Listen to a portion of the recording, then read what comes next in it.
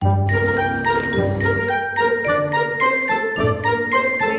we are going to prepare Creamsicle banana shake. We're getting ready for those hot days. Let's get going. Okay, first I'm going to use, I have the vanilla, and this is non-dairy ice cream, and I'm going to put 1 pint. There it is. Yeah, about 6 ounces of orange juice concentrate. And that's going to give me my kind of creamsicle flavor.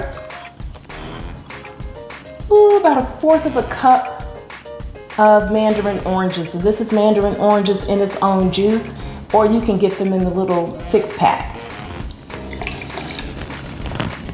1/2 teaspoon of non-alcoholic vanilla. This is exactly what I'm using. This organic non-alcoholic vanilla. And then I'm going to slice up, you don't have to be too thin. I'm going to slice up 1 banana. This is not a mix. This is not syrup with different flavors that are just nothing but pure sugar. These are real ingredients, so I really like this. You've got the potassium from the banana and from the mandarin oranges, as well as from the orange juice concentrate. Good source of vitamin C. And let me say, today we're going to have an after party, so please stay tuned to the after party. We're going to talk about the #1 key to communication.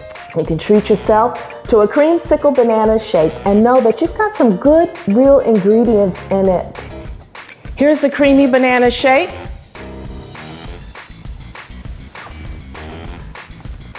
It's really good. Really good. You can taste the creamsicle in there. Well, we're in the after party, and we're going to talk about that #1 key to communication. You know, communication, good communication is the foundation to any solid relationship or friendship. So that's why I want to talk about it just very briefly. The #1 key to communication is understanding. Now, there are other factors, there are other keys that are important, but I believe the #1 key is understanding. So if someone disagrees with me, I can deal with that. But if someone is not willing to understand me, that's a no deal. You don't want to dismiss or devalue someone or diminish them by not giving them the chance to be heard, to listen to them. What is their point of view? So there are a couple of questions that you want to ask to make sure that you open up that communication, particularly if it's going to be some hostile interaction. You know, you're upset, they're upset, you guys are at opposite ends, and you just don't think you're going to make this work with this communication. Try to come in with a different mindset, and that's a practice, that I'm going to come in not to win this communication or to win this argument.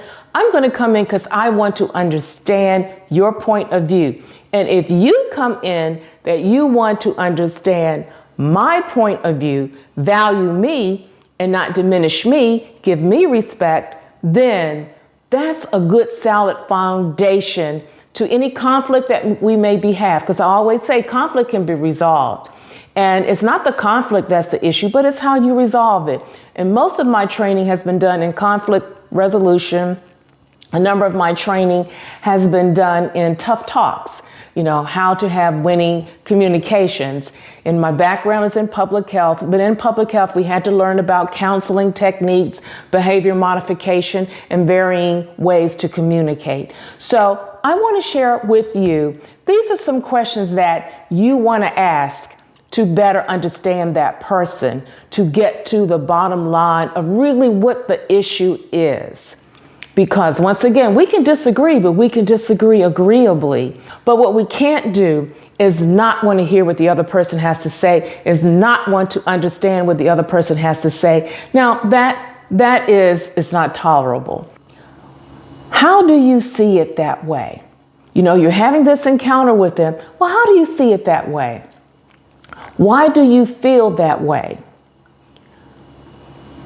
How do you think I feel about that? Had you considered, how do you think I feel about that? When did you start thinking what you're saying?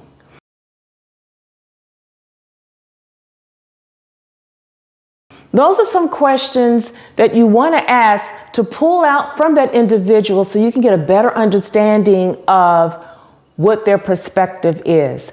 And you may ask some of these key questions and still not walk away with you guys seeing the same thing or agreeing. And some other questions that you can ask to try to better understand that person is, can you give me some examples of that? You want to understand them, and that requires more questions to get to a deeper meaning and to at least have an understanding. And you know what? Sometimes you can have this understanding if you communicate in this way, and you may change your perspective. They may change their perspective, or both of you may alter your perspectives so that you're not maybe after this communication at total opposites of one another.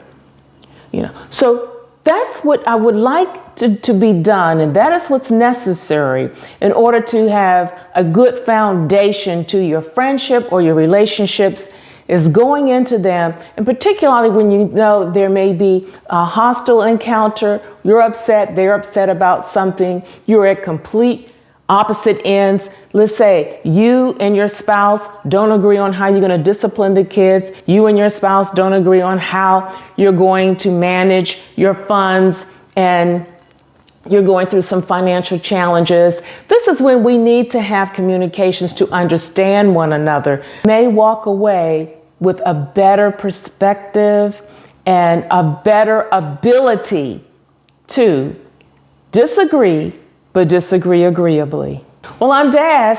Just wanted to share that with you. Thank you for watching. Please subscribe. I'm out, but I'll see you next show.